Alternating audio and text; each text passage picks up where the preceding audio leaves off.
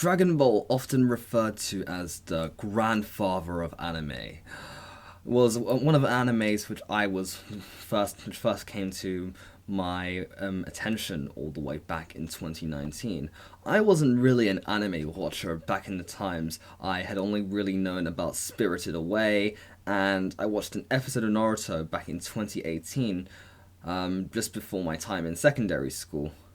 But when I started secondary school, people started talking about Dragon Ball Z, and I had absolutely no idea what it was.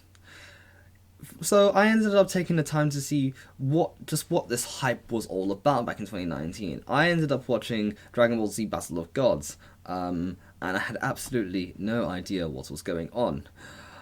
It confused me, but the fight at the end, if I remember correctly, generally was quite hype, and I thought, okay, it was alright, but I still could not see the hype behind Dragon Ball itself. Fast forward a bit, it's 2020, lockdown has happened, I'm a bit further into secondary school, and I decided to properly get into anime around this time, so I decided to watch Attack on Titan. Attack on Titan being my first anime, generally was really easy to get invested into. So that really I like to consider to be my first anime. And from there that started my anime journey about 5 years ago. I remember a specific convo that I had with a friend of mine when I was talking about JoJo's Bizarre Adventure and Dragon Ball. That I was basically judging a book by its cover, and he said that I'm never going to be able to experience what's actually good if I keep judging things these way.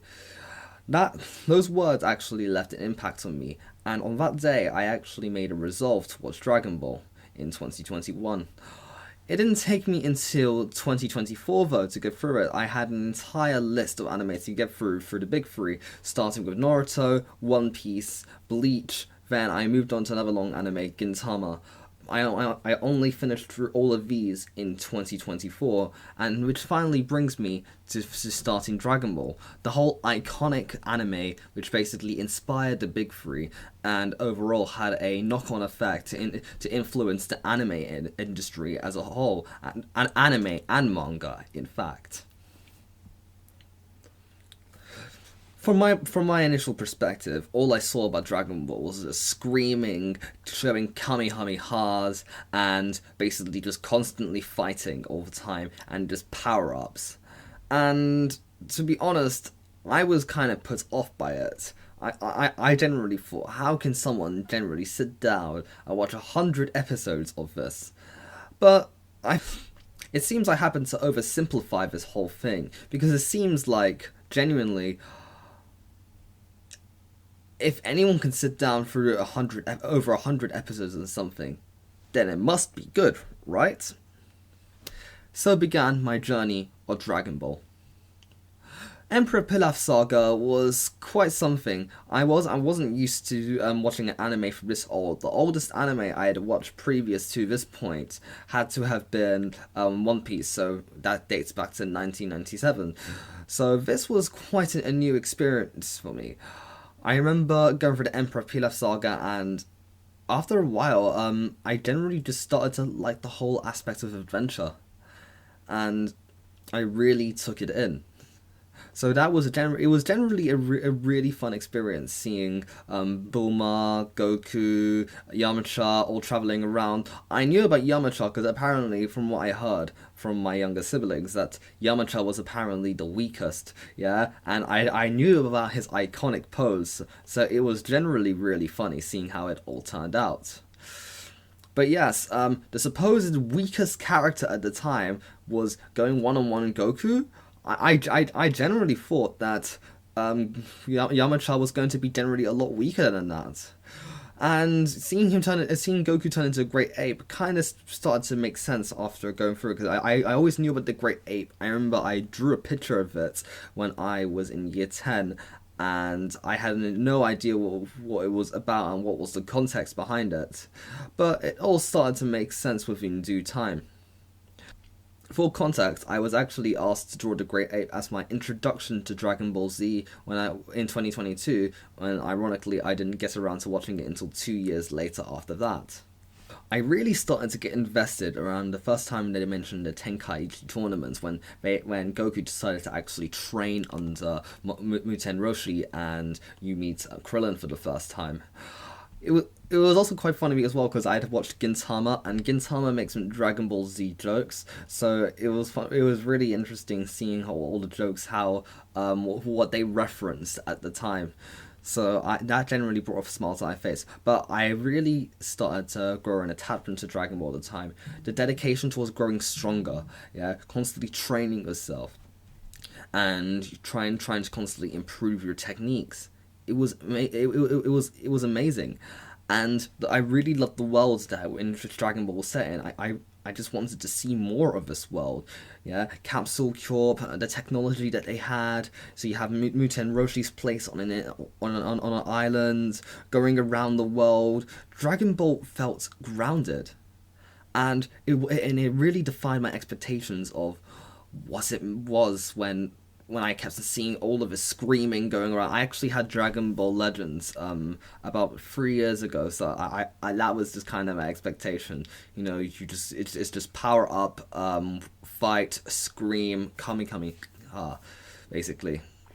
And I know I mispronounced that, yeah, but that was totally by accident. Red Ribbon Army Saga was quite interesting to me, to say the least. I remember not feeling invested in it, and it took me quite a while to be invested in it. I started to doubt to myself, is Dragon Ball really it? I just like the adventure, but at the same time, I was thinking, I want to see how the story progresses, and I blamed myself for having such a simplistic view. But yeah, I carried on. I did take a 3 month break during my time watching the Red Ribbon Army arc.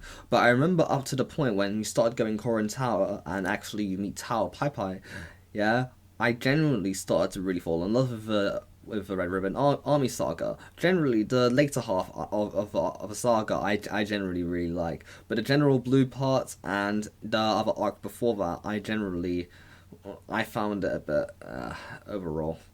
Well, it wasn't really for me. Maybe I must have started going through some kind of fatigue with when it comes to shonen, because I started noticing certain shonen tropes, and it was a bit boring for me, to be honest. But I like to keep my mind open to stuff, even if it's boring. I want to continue. The next Tenkaichi tournament that follows was really a massive step up from the first. You can see the whole power levels gradually creeping up. Goku facing off against Tien Han, all of the different matchups. Yeah, seeing Yamcha basically go against Tenshin Han was a beast back in that Tenkaichi tournament, and it generally really disappoints me when I see him in the later arcs. And just the humans in general, what they did of humans. Yeah, it really excited me seeing all of the humans just working hard to just keep up with Goku, and Goku was always a step ahead, but while basically the Z fighters later on were just steps behind. But when they got to Super Saiyan, which I'll talk about later on, everyone just felt too far behind. Didn't even stand a chance against the latest enemy, and it really disappointed me. I wanted to see these were characters who I enjoyed, and seeing them not being able to put up much of a fight anymore, it was a sad reality to take in and think about. King Piccolo saga was an interesting watch for me. I actually, for some reason, I do not know why, took a hiatus down around watching the King Piccolo saga. I was generally quite enjoying it. I was invested seeing Krillin get murdered like that, especially after assuming that the main cast of Dragon Ball wouldn't get killed. It was a big shock seeing after how there was originally a death in when Tao Pai Pai came around, but he was revived using the Dragon Balls. So my next thought was, okay, maybe Krillin will get revived to Dragon Balls, and that was a part of a King Piccolo saga. Goku racing forward, him actually going forward in an actual rage that hadn't been seen before, and I was really invested, but for some reason, I stopped. The only thing I could assume was probably because of exams I had going on, because A-levels was really starting to pick up and I had to stop a whole load of stuff just to focus on doing what I needed to do. But I didn't pick it up until after I finished my A-levels back in June earlier this year. So I went on and finished the King Piccolo saga, and I really enjoyed that. I knew Piccolo beforehand. As I mentioned, I probably watched I watched a little bit of Resurrection F, actually. I don't think I mentioned this. But I mainly watched, what's it called again, Battle of Gods, and I saw Piccolo through that. So I was wondering to see how on earth Piccolo would come in, but he looks a lot different in comparison to his design. And people were referring to him as an ore farmer, like one of the biggest ore farmers in anime. So I was genuinely quite excited to see what would actually happen. Needless to say, I wasn't disappointed. Seeing Child Piccolo, well, basically what's referred to as Piccolo now is a bit confusing sometimes, because I remember when I first was talking about him, he was referred to as Ma Jr. So it took me a while to just come up with a way to refer to him, but I just refer to him as Piccolo. And really, it was a treat to watch, seeing the last part of OG Dragon Ball, him fighting against Goku, and just realizing just how crazy the power has gotten between those who are the Z fighters and those in general, like who they're up against. And then Dragon Ball Z came in and blew everything out of proportion.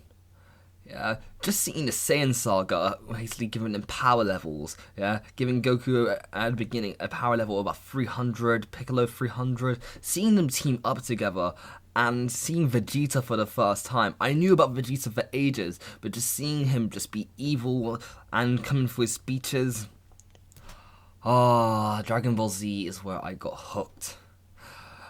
The whole going to the whole spirit realm, training with Kaio-sama, and basically going under the weight training. It was beautiful, and just seeing him master Kaioken, yeah, going from 2 times to 3 times.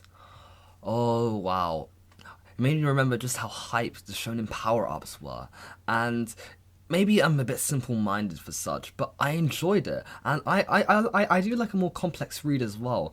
But it's just, even just turning your brain off and just going through the more simple things like Goku's about to power up, or basically how much longer, or are the Z fighters going to hold off until Goku arrives? And oh my god, yeah, the most anticipating part is just waiting for Goku to arrive, because Goku takes forever. Oh my god, they said, please wait. Or just be a little bit longer. Yeah.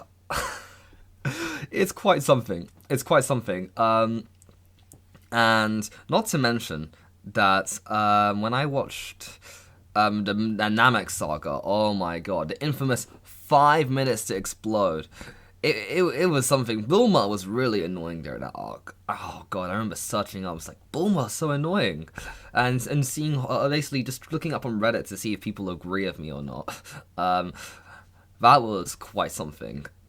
So, but mostly Goku going through the Ginyu Force, amazing. Vegeta constantly power up. Vegeta was something else for that arc. Yeah, this man was down to throw hands. And it was amazing. Like the level of hype behind that, I couldn't even explain. Yeah, Krillin and Gohan basically avoiding. Oh, I never even talked about Gohan. Gohan, the way how they hyped him up, yeah, to basically be the next one to take over.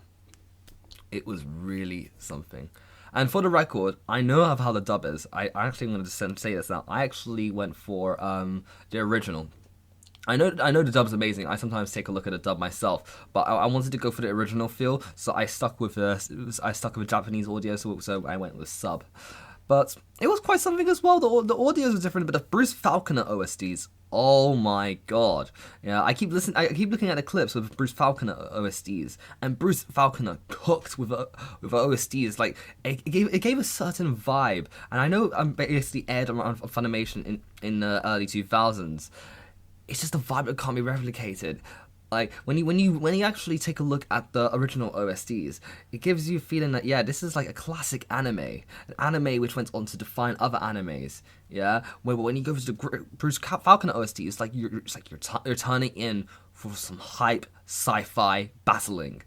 I think that's the best way I can honestly just describe it. Like, I unfortunately was living under a rock, so I didn't really know much about Dragon Ball Z until much later. But wow, the Frieza fight wasn't as long as I expected it to be. I've watched One Piece for the record, so when I say I've watched One Piece, I can handle anything. Yeah, because nothing is. And by the way, I didn't even switch to manga anymore. I stuck through the pacing. Yeah, that pacing drove me insane. I didn't switch to One Piece. Yeah, so I could handle Goku versus Frieza. Yeah, in fact, that was way more enjoyable than what I had to go through when watching One Piece, especially through Dressrosa, Zoe, and Whole Cake Island. Oh my god, the pacing, and then the pacing got more irritable when I read the manga. Quite something, isn't it? But now I want to talk about one of my favorite arcs of Dragon Ball overall. The Android / Cell saga. I don't know what Akira Toriyama was on, but wow. Yeah. First of all, you have Trunks being introduced, Vegeta's son. So now we know Vegeta is literally. I mean, I knew of Trunks. People have hyped up the Cell Saga to me for ages. I knew some vague spoilers, but starting off with Trunks coming in, and the power scaling went off whack at this point. Yeah, Frieza was insane, and basically for someone like Trunks to come in and just literally kill him, yeah, with a swipe of his sword. What? So yeah, the power scaling went off whack, and with Super Saiyan, and the build up to Super Saiyan, beautiful. It was genuinely beautiful. I don't know what else I can say to describe it. Absolute class. But yes, how would I say it? First of all, starting the whole saga with the revelation, Goku will die. Trunks comes from a literal future where Goku gets a heart virus, and that was really interesting in itself. We're talking about multiple different timelines here, and just like, you can imagine all the different possibilities of, okay, imagine if say, this character didn't do a specific action as such. Time travel plots are amazing, and it can have a whole lot of plot holes and introduce stuff, but still, regardless. But yeah, seeing Goku being taken out of the picture and basically seeing the Z Fighters at the mercy of androids, Vegeta being absolutely humbled. He was humbled already with Frieza, but then he gets humbled again after reaching Super Saiyan. Oh my god. And just him standing in the rain. Yeah? And basically there was actually a whole thing. I saw the dub version of Vegeta standing in the rain. And wow. And introduced me to a song which I listened to.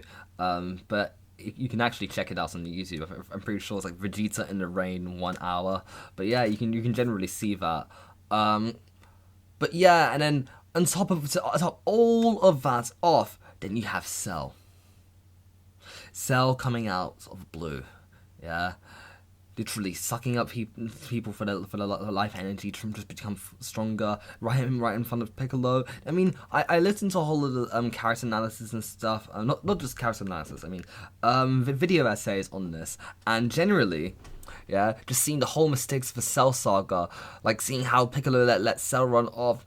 Cell was a monster in the making, but he wouldn't have been as much of a monster about the Z Fighters, I will say. And it was so entertaining seeing all of her mistakes, because like, I mean, it wouldn't be fun if Cell wasn't allowed to reach his perfect form, yeah. And there's no more there's no more of a villain more perfect than Cell, if you get the gist what I'm saying. Yeah. But oh my god, I was internally screaming. I think when speaking of mistakes, when I saw Vegeta willingly let Cell to achieve his perfect form when he could have smoked him. I mean, to be fair, the Cell saga wouldn't would have been as perfect as it was if Vegeta didn't let Cell reach his perfect form. But this is why it's as great as it is. And Cell reaching his perfect form, he was interesting for a Dragon Ball Z villain. Like, genuinely, like, not immediately killing everyone around him. Talking about Cell games. I know Cell games generally got out of control and Cell got more bloodthirsty. But, wow. Just seeing the whole build up to it. And the build up to Super Saiyan 2 as well. just the whole Cell games, everything online, Mr. Satan being introduced, though I didn't like it first, but he grew on me during the Buu saga, I will say. And just seeing Gohan just being generally pushed to his limits. And I hear a lot of people talking about the Cell saga was a perfect end for Dragon Ball Z. And I couldn't agree more to that. I'm happy with the content that came afterwards, like the Buu saga, because the Buu saga did wrap up Vegeta's arc, and I'm quite grateful for that. But I don't know, just seeing the end of the Cell saga, it was perfect. Okay, I'm gonna stop saying all the perfect jokes to do with perfect Cell, but you still get it. And in the Buu saga, I actually haven't watched GT or Super or Daima. I don't know if I am going to. For the meantime, I want to appreciate and just take in Akira Toriyama's original work, yeah, and what he intended for the series to be and how it ended. I might reread on top of it, but it's like at the same time, it's kind of like this is how he wanted it to end. So I kind of want to respect his original vision. But maybe at some point I'll probably take the time to actually watch more of it at my due time. But the Buu saga was interesting. It was fun finishing off Dragon Ball, but it didn't really have the charm that the Cell saga had. And it was painful seeing Gohan being weakened down like that. It was generally really painful. Yeah, seeing Goku generally come back and take the mantle. Same with Vegeta as well, being the two strongest. Gohan and Goten, no, not Gohan and Goten. Trunks and Goten generally being strong with hardly any training. That hurt as well. Yeah, especially when you see all of the Z fighters basically work so hard, and then you have these two kids who are barely trained. Basically take up like such powerful forms like that. It almost undermines the effort that was put into being a Super Saiyan or a Super Saiyan 2. The fusion forms was really fun, and Super Saiyan 3, oh my god, I got a little bit annoyed at seeing Gotenks being Super Saiyan 3 like that. It was like, do you know how many years your father Goku spent training to achieve that? Like, if I had to quote Vegeta, it's like a Super Saiyan bargain sale, and he said it so spot on. God, that one really, really got under my skin. But regardless, the Buu saga was amazing in its own respect for concluding, what's it called again, Vegeta's character arc. Seeing more Mr. Satan really grew on me. Videl, I wanted to see more Videl, but like her dynamic with Gohan was amazing. I really quite liked that. And also the more slice of life moments. That made, I don't know, the Buu saga different. And it stood out in its own respect. Seeing Buu, he was a fun villain, I will say. I generally really enjoy seeing all of his forms and such. I don't know why. It's a very simple way to think, but that's just generally how I work. I don't know. I don't know. I mean, I love writing as well, like the way how people are written, but at the same time, there's a part of me that exists that enjoys the simple things. But yes, I also, to conclude, I spent about the last 20 episodes of Dragon Ball Z. I watched at a time, literally, no, all at once. I just spent a day watching it all at once. I've never watched 20 episodes in a day before. The most I ever did was literally maybe 12. Yeah, and that's when I used to watch Sword Art Online, like back in 2021. But yes, watching it all in that time, all in a single go was quite something. I remember we have a new projector, and it was quite an experience. Like, I was like in a mini cinema. Like we've been working on it for a while. It was really, really fun just watching the last few episodes all on a big screen. But yes, Dragon Ball, I think I rated it, it was between, no pun intended, it was between a 6 or a 7 rating. I think I wanted to go over 7, it was decently good, it was quite entertaining, and I mean, there was quite a few inconsistencies, I can tell, like, with the plots, like, sometimes things just didn't make sense a little bit when you really thought it over, but it was quite enjoyable, and I can see how the other shonen anime is based off it. And I can see why a lot of people's childhoods were based on it, and it was not really much of a shame that I missed out, because I had my own childhood in my own respect, but yeah, Dragon Ball was quite the experience.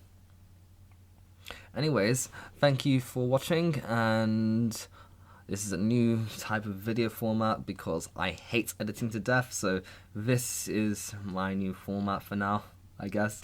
But thank you very much. I'll see you in the next video.